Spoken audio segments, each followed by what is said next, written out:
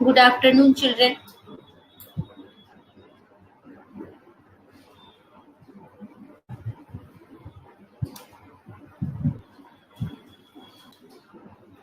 Today I am going to start chapter 7. Chapter 7 and it is triangles.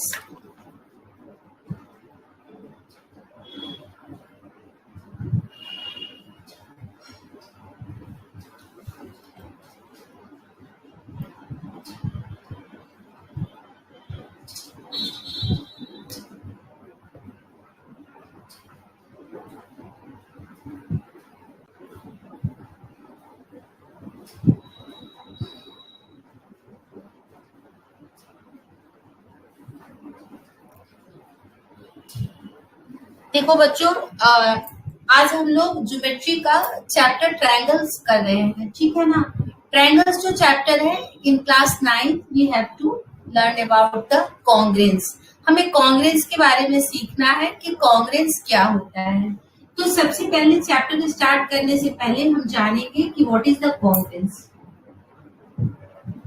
कॉन्ग्रेंसी क्या होती है या कॉन्ग्रेंस क्या होता है। अब जैसे सपोज करो कि हमने इतना बड़ा एक पेपर लिया रेक्टेंगल, ठीक है ना, और सेम साइज का सपोज करो इसके ऊपर मुझे कुछ कवर करना है और बिल्कुल सेम साइज का ही हमने इतना बड़ा पेपर इसके ऊपर स्टिक करने के लिए कट किया। मतलब इसकी जो लेंथ है और इसकी जो लेंथ है दोनों इक्वल होनी चाहिए। जैसे ए बी है ये और ये C D, A B C D, और इसका नाम रख लेते हैं EFGH। अब सपोज करो कि AB जो है हमारा, AB जो है वो EF के इक्वल है और इधर से AD जो है हमारा EH के इक्वल है। मतलब लेंथ के इक्वल है और ब्रेड्थ के इक्वल है। तो ये दोनों फिगर कॉन्ग्रेंस है।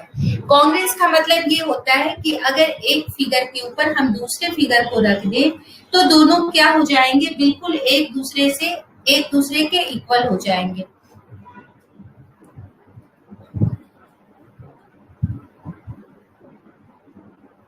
ठीक है ना, ये दोनों जो है ये बिल्कुल ही जो है ये सी होगा कितना जो,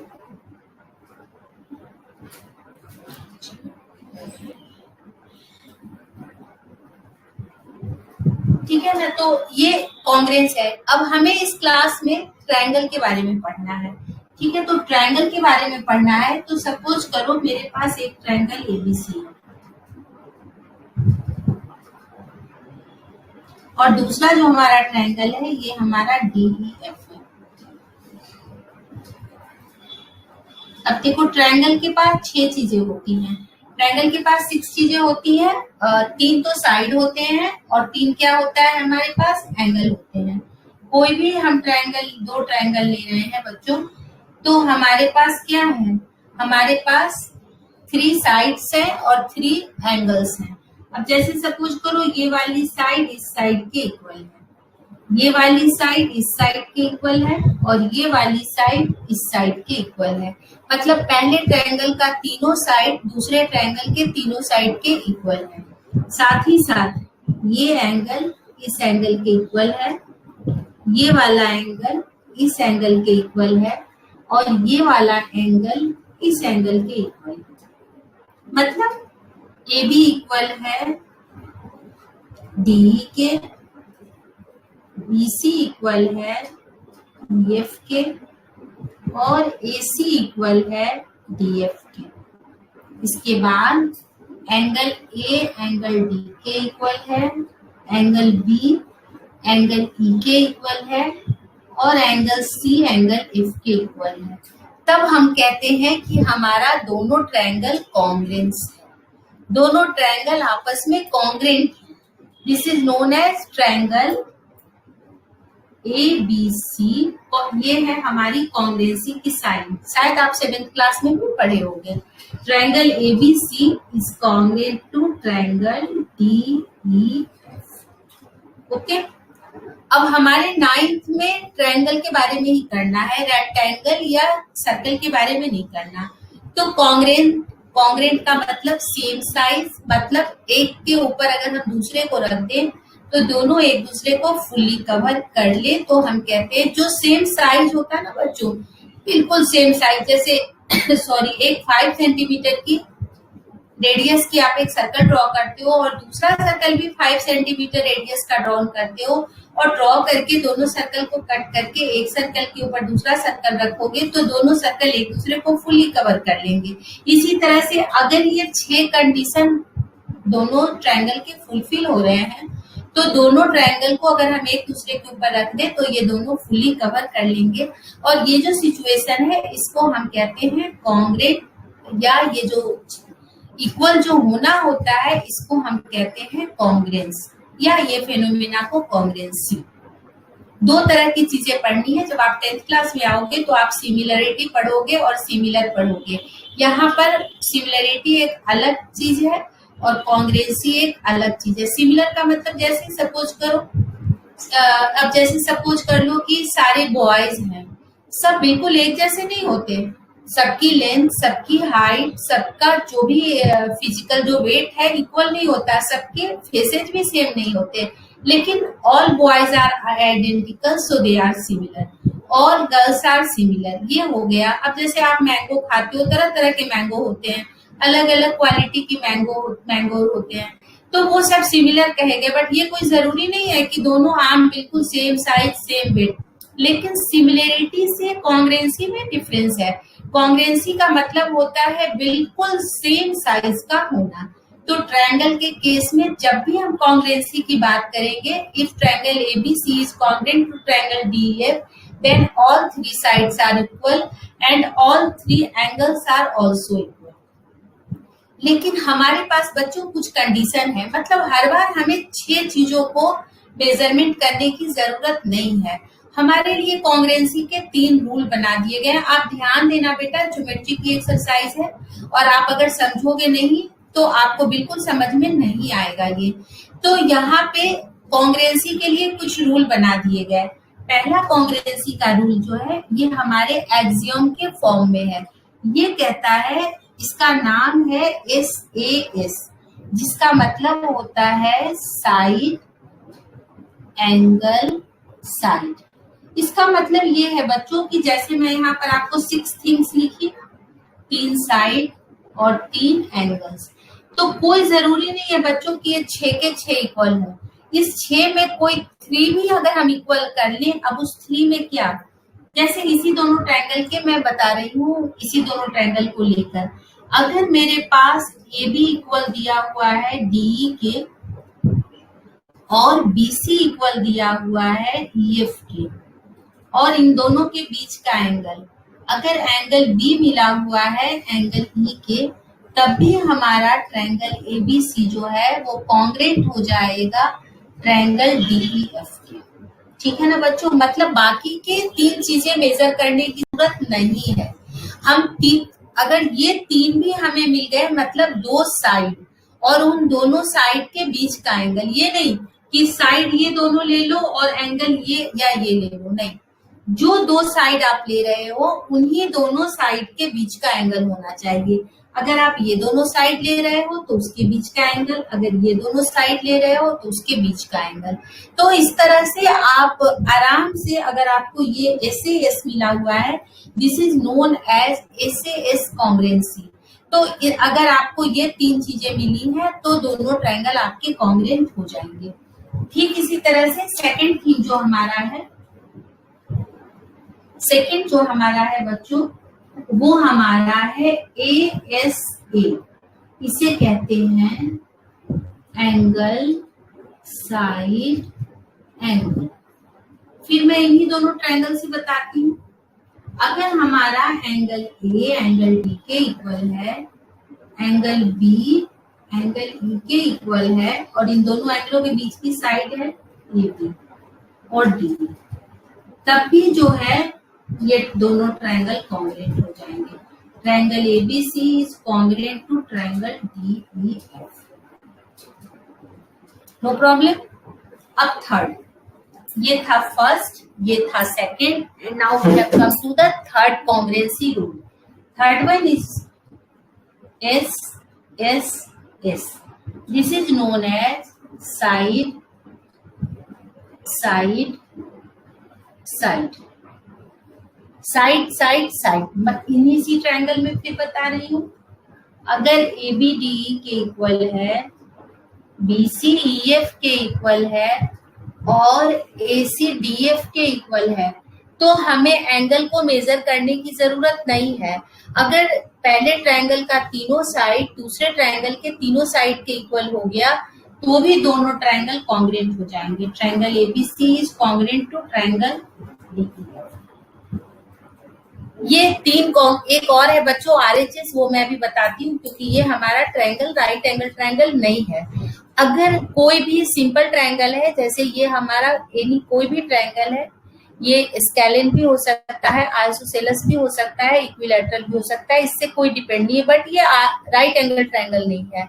तो इस केस में कॉन्ग्रुएंसी के लिए मैंने आपको बताया कि कॉन्ग्रुएंसी का मतलब होता है इक्वल साइज, और ट्रायंगल के केस में तीनों साइड पहले ट्रायंगल का दूसरे ट्रायंगल के तीनों साइड के इक्वल होने चाहिए, और पहले ट्रायंगल का तीनों एंगल दूसरे ट्रायंगल के तीनों एंगल के इक्वल होने चाहिए। मतलब 6 चीजें हमें 6 थिंग्स अगर इक्वल हुई तो दोनों ट्रायंगल कॉन्ग्रुएंट कहे जाते हैं, और कॉन्ग्रुएंसी की साइन हमारी ये होती है। नेक्स्ट मैंने आपको बताया कि हमारे इजी करने के लिए कॉन्ग्रुएंसी के 3 रूल बना दिए गए। उसमें कहा गया कि आपको 6 चीजों को मेजर करने की जरूरत नहीं है। अगर कोई भी 3 थिंग्स इक्वल निकल जाते हैं तो भी दोनों ट्रायंगल के जो बचे हुए जो 3 हैं वो भी आपस में इक्वल होंगे। तो उसके लिए हमें क्या मिला, पहला मिला जो मैंने लिखा है SAS। SAS का मतलब होता है side angle side. Side angle side का मतलब है कि अगर दोनों ट्रायंगल के कोई भी 2 साइड को हम ले लें और उसके बीच के एंगल को ले लें तो भी दोनों ट्रायंगल कॉन्ग्रुएंट होते हैं। दूसरा मैंने लिखा ASA, मतलब किस ट्रायंगल का कोई भी 2 एंगल ले लो, जैसे मैं यहाँ AB ली, आप चाहो तो BC ले लो, आप चाहो तो AC ले लो, लेकिन इन दोनों एंगल के बीच का साइड होना चाहिए।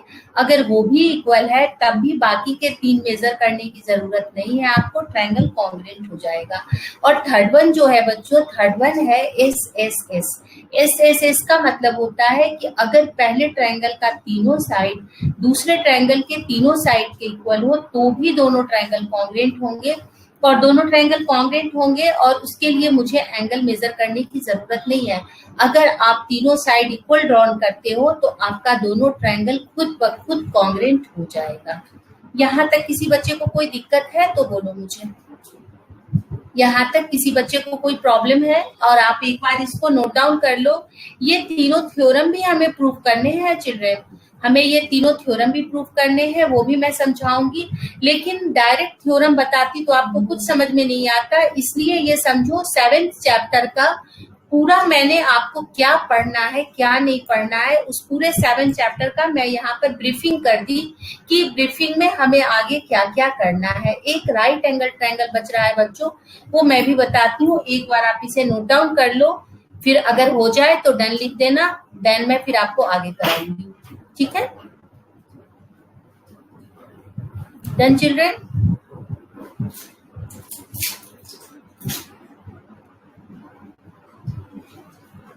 Okay, now we have come to RHS, right angle triangle. अगर सपोज करो मेरे पास राइट एंगल ट्रायंगल होगा तो कॉन्ग्रुएंसी का हम कौन सा रूल लगाएंगे वो मैं आपको बताने वाली हूँ। यहाँ पर देख रहे हो आप, ये दोनों ट्रायंगल हमारे राइट एंगल ट्रायंगल नहीं है, ठीक है ना। RHS के लिए मैं बता रही हूँ आपको। और राइट एंगल ट्रायंगल को बच्चों प्रूफ करना है तो हम क्या करेंगे चिल्ड्रन, 2 राइट एंगल ट्रायंगल ले लेंगे। एक राइट एंगल ट्रायंगल है हमारा ABC और एक राइट एंगल ट्रायंगल है हमारा DEF। अब आपको मालूम ही है, देखो इसके लिए क्या हमारा रूल है समझो, ये है, इसे कहते हैं RHS। RHS का मतलब राइट एंगल, मतलब एंगल B को इक्वल होना है एंगल E के। ये तो होता ही है बच्चों, आपको पता ही है 90 डिग्री होती है। इसके अलावा दोनों के हाइपोटेनियस इक्वल होने चाहिए, मतलब AC इक्वल होना चाहिए DF के। ठीक है, ये 4th है आपका कॉन्ग्रुएंसी का 4th 3 मैं पहले करा दी और ये 4th है। और तीसरा कोई भी साइड हो बच्चों, या तो ये साइड हो या तो ये साइड हो, दोनों में से कोई भी एक साइड अगर इक्वल हो गया, जैसे सपोज करो अगर BC इक्वल है EF के, तो भी दोनों ट्रायंगल कॉन्ग्रुएंट होंगे, और अगर AB इक्वल है DE के, तो भी दोनों ट्रायंगल कॉन्ग्रुएंट होंगे। ठीक है, तो आज हमने कॉन्ग्रुएंसी के 4 रूल पढ़े। Today we have know about the congruency. What is the congruency? When one triangle is congruent to other triangle, there are 3 rules for the congruency: ASA, SAS, and SSS. And 4th one is RHS. RHS is applied for the right angle triangle.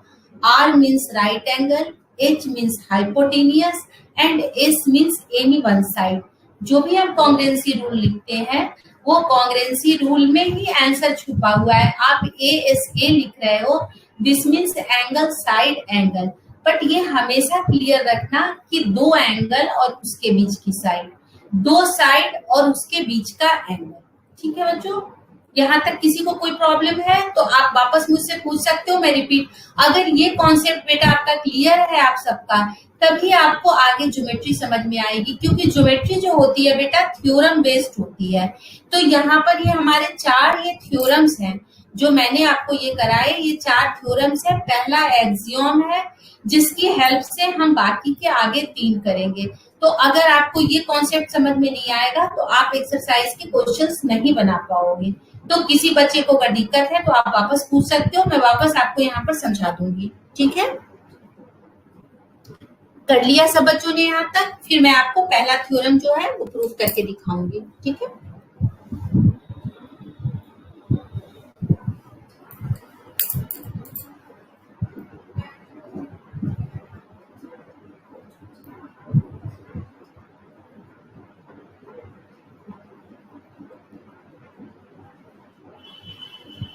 Done children. और आप लोग अपनी copy जो है बेटा complete रखना। ये नहीं कि मैम पढ़ा रही है और आप वर्क नहीं कर रहे हो, वर्क कंप्लीट रखना बेटा। देखो हमारे पास जो पहला बच्चों थ्योरम है वो है SAS।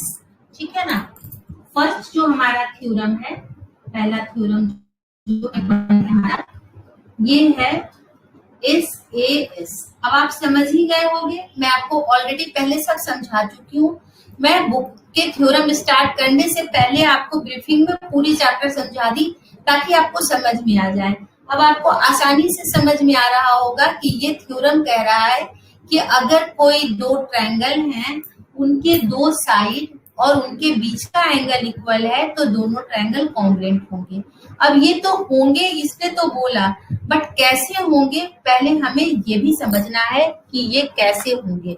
तो देखो जैसे थ्योरम आपके बच्चों पेज नंबर बुक में 115 पे लिखा हुआ है, आप निकालो 115।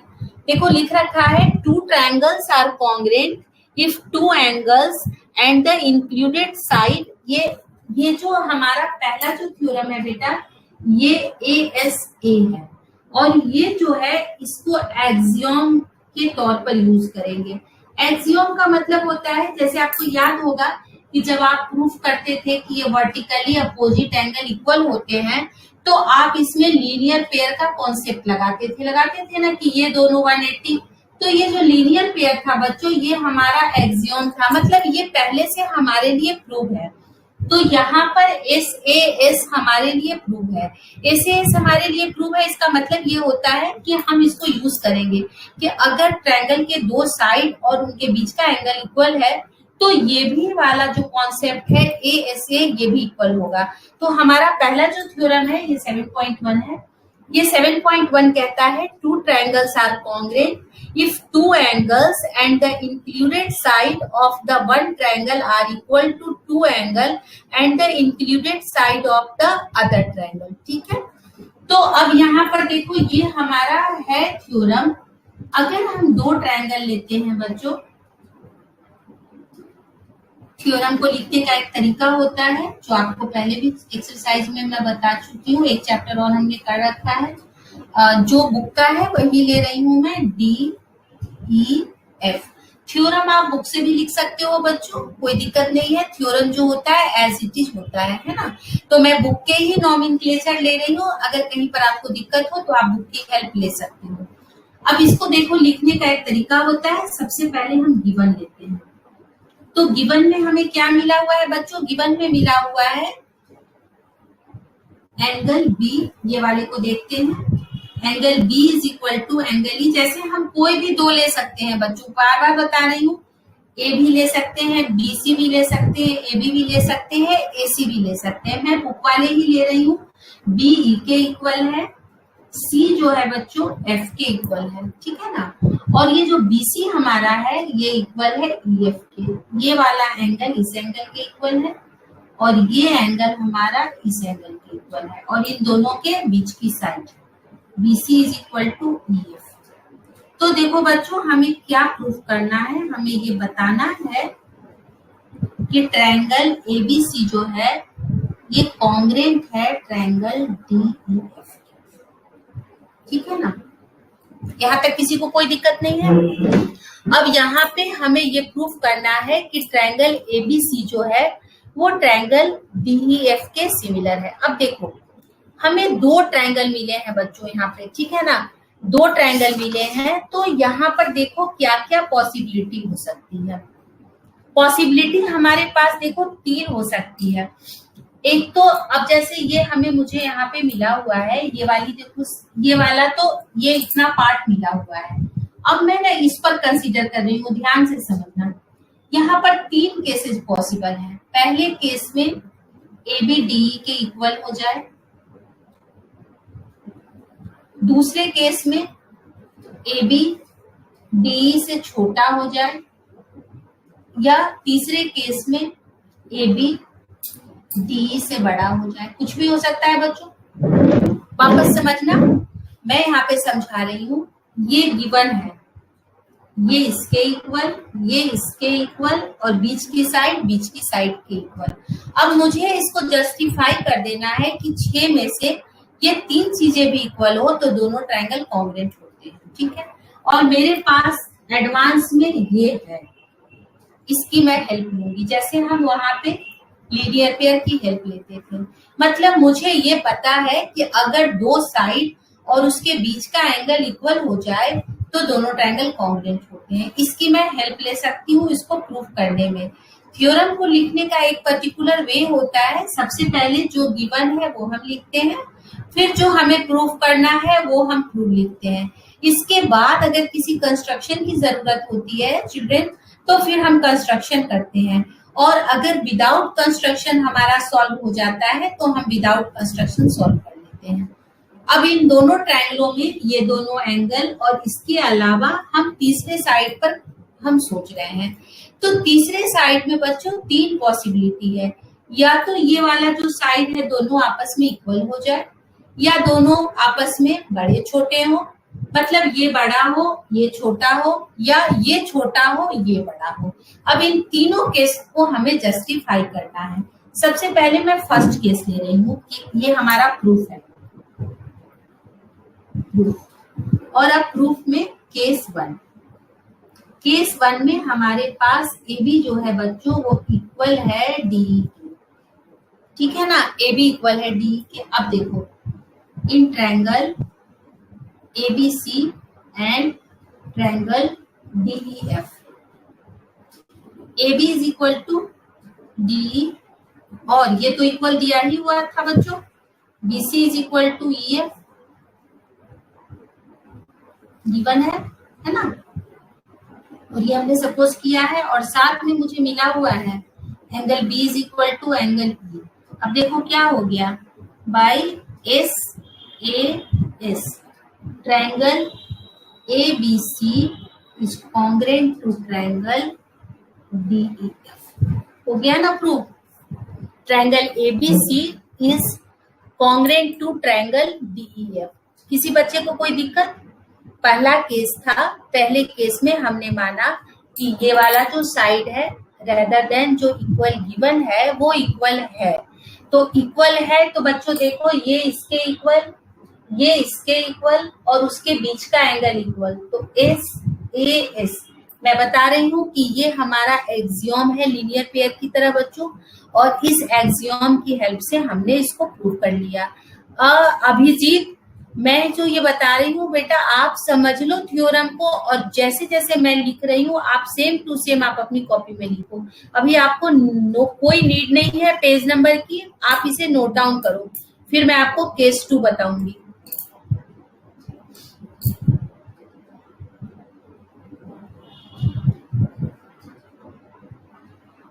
बच्चों हो जाए तो डन लिख देना।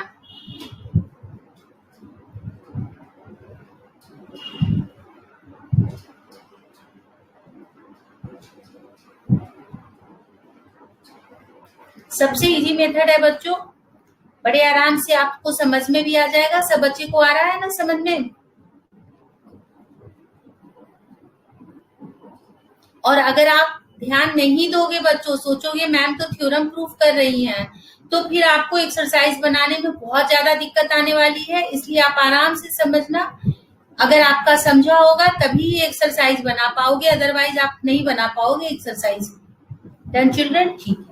अब देखो डायग्राम में हम क्या करते हैं, अब ये मैं गिवन वगैरह हटा देती हूँ क्योंकि आपने ये हर बार नहीं लिखना है, हमें बस फर्स्ट चांस लिखना है। अब मैं डायरेक्ट लिखूंगी केस 2। केस 2 पहले बड़ा बता देती हूँ बच्चों, केस 3 में भी वही सेम हो जाएगा, केस 2 समझने में इजी होगा। इस केस में हमारा ए बी बड़ा है बच्चों डी से, ठीक है ना? तो यहाँ पे हम करेंगे कंस्ट्रक्शन, और कंस्ट्रक्शन में क्या करेंगे बच्चों, कट। ये जो हमारा देखो डी है ना, इसके बराबर हम यहाँ मान के चल रहे हैं कि ये इससे बड़ा है, तो डी के बराबर जो भी पॉइंट आपके बुक में दे रखा है पी दे रखा है। अब देखो cut BP equal to D from A B. अब चूंकि ए बी डी से बड़ा था बच्चों, तो हमने क्या किया, ए बी से डी के बराबर हमने कट कर दिया। मतलब अब हमारे पास क्या मिल गया है, BP is equal to DE.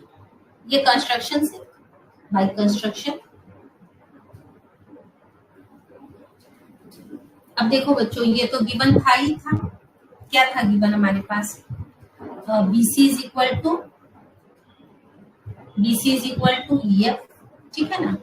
और साथ ही साथ बी भी इक्वल मिला हुआ था, angle B is equal to angle E. Okay, अब देखो फिर एस ए एस लग गया, तो by S S angle P B C is congruent to triangle D E. ठीक है, कोई दिक्कत नहीं यहाँ तक। अब हमने ए बी को बड़ा ले लिया है, तो हम डीई के बराबर ए बी में कट कर लेते हैं, और कट करके ये जो छोटा वाला ट्रायंगल है और ये ट्रायंगल दोनों को कॉन्ग्रेट कर दिए। अब बच्चों आपको पता है कि जब ट्रायंगल कॉन्ग्रेट हो जाते हैं तो उसके सारे एंगल एक दूसरे के इक्वल हो जाते हैं। तो इसका मतलब क्या हुआ कि एंगल जो ये सी था, सी मतलब पीसीबी, अब लिखना पड़ेगा, एंगल पीसीबी जो है बच्चों ये इक्वल है एंगल डीएफई के। पर देखो ऑलरेडी जो मैं आपको गिवन लिखाई थी, गिवन में बट एंगल एसीबी जो था वो इक्वल था एंगल डीएफई के। मतलब हमें देखो ये पूरा एंगल इस पूरे के इक्वल मिला था, और हम कंस्ट्रक्शन से कह रहे हैं कि ये जो छोटा वाला एंगल है ये भी इसके इक्वल है। तो ऐसा कैसे संभव है? कभी भी एक इतना बड़ा एंगल और एक इतना बड़ा एंगल किसी एक के दोनों तो इक्वल हो ही नहीं सकता। ये तभी पॉसिबल है जब दोनों लाइनें एक दूसरे के ऊपर ओवरलैप करें।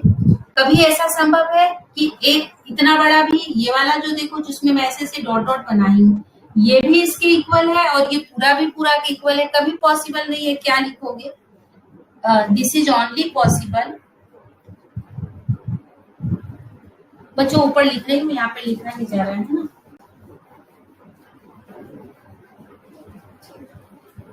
दिस इज ओनली पॉसिबल ये कब पॉसिबल होगा? when PC ओवरलैप, या कॉन्साइड लिख लो, कॉन्साइड वर्ड ज्यादा अच्छा लगता है, PC कॉन्साइड्स विथ AC। और जब PC AC पर कॉन्साइड हो गया तो triangle ABC congruent to triangle. आगे ना बच्चों समझ में इजी है। हमने पहले कंस्ट्रक्शन किया और कंस्ट्रक्शन करके इस छोटे वाले ट्रायंगल को इस ट्रायंगल के कॉन्ग्रुएंट कर दिया, लेकिन हमें मालूम है ना कि एक छोटा एंगल और एक बड़ा एंगल किसी तीसरे बड़े एंगल के बिल्कुल कभी इक्वल नहीं हो सकता। ये तभी पॉसिबल है जब दोनों लाइनें एक दूसरे के ऊपर कॉन्साइड कर जाएं, और जब कॉन्साइड कर गए बच्चों तब ट्रायंगल पीबीसी रहा ही नहीं, बल्कि ट्रायंगल क्या हो गया? ट्रायंगल एबीसी हो गया। और ट्रायंगल एबीसी जो है वो कॉन्ग्रुएंट हो गया ट्रायंगल डीईएफ के।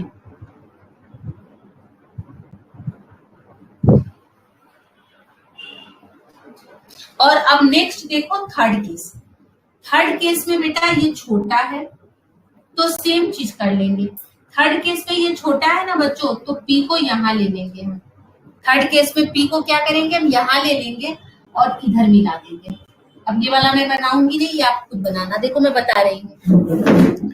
थर्ड केस में क्या करेंगे बच्चों? थर्ड केस में देखो इधर, क्योंकि ये छोटा है और ये बड़ा है तो हम पी को कहाँ ले लेंगे? अंदर ले लेंगे। और इस बार हम क्या करेंगे? PEF is similar to congruent to ABC. PEF is congruent to triangle ABC। फिर वही हो जाएगा, angle PFE is equal to angle ACB। ठीक है ना, ACB। But we know that angle DFE is equal to angle ACB, and this is only possible when PF coincide with DF, when PF coincides with DF। okay, so triangle ABC is similar to triangle DEF। okay children, ये हमारा पहला theorem था 7.1। और ये theorem कहता है कि अगर किसी ट्रायंगल के दो एंगल और उनके बीच की साइड किसी दूसरे ट्रायंगल के दो एंगल और उनके बीच की साइड की इक्वल हो तो दोनों ट्रायंगल आपस में कॉन्ग्रुएंट होते हैं। और ये आपके बुक में पेज नंबर 115 और 16 पर बना हुआ है। ठीक है ना। अगर आपको कहीं पर कुछ दिक्कत हो तो आप हेल्प ले सकते हो। मैं यहाँ पर जो नॉमेनक्लेचर की हूँ बच्चों, वो बुक वाले ही की हूँ। वापस से फिर से बताने की जरूरत है या सब बच्चों को समझ में आ गया?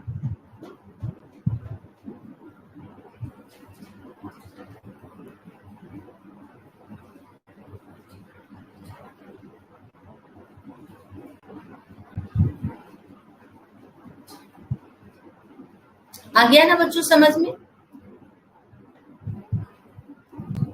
बाकी के बच्चे, आपको वीडियो दिख रहा है ना सबको? चिल्ड्रन आपको दिख रहा है ना सबको? वापस बेटा वीडियो और ऑडियो दोनों सुनाई दे रहा है ना? ओके।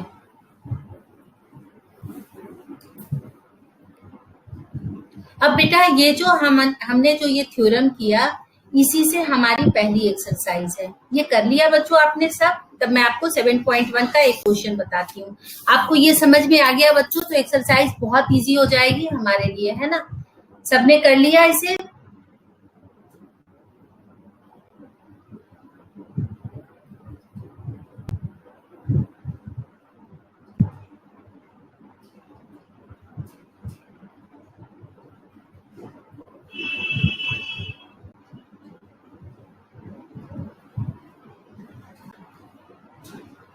ओके। अब देखो एक्सरसाइज में कराती हूँ आपको।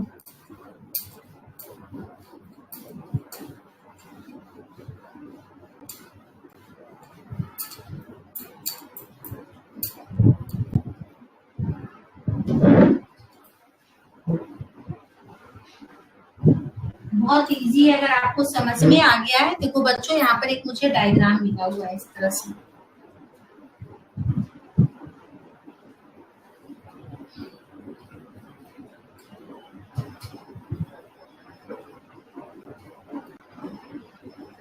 देखो इसका मतलब ये होता है ये साइड इसके इक्वल है और ये एंगल इसके इक्वल है, ठीक है ना। अब देखो यहाँ पे गिवन, हमेशा ना एंगल के नेम कर देना, इससे इजी होता है। गिवन में है AC is equal to AD, ये D है बच्चों, और angle 1 is equal to angle 2। और हमें क्या प्रूफ करना है, देखो इसी तरह से आपको लिखना होगा, इसलिए मैं आपको लिखना सिखा रही हूँ। हमें ये प्रूफ करना है कि ट्रायंगल ABC जो है वो कॉन्ग्रुएंट है ट्रायंगल DEF के। ट्रायंगल ABC ABD बेटा, ABD, ABC और ABD। अब देखो वही हम एक ही थ्योरम जो अभी मैं आपको कराई हूँ ना, वही यहाँ पे proof. In triangle ABC and triangle ABD जो मिला है angle 1 is equal to angle 2, AC is equal to AD, ये दोनों क्या है बच्चों, गिवन। और देखो ये भी कॉमन साइड है दोनों ट्रायंगल के बीच की, ये क्या है दोनों ट्रायंगल की कॉमन साइड है। अब आप ध्यान से देखो SAS, ये बीच में क्या है, common. Therefore triangle ABC congruent to triangle ABD by SAS।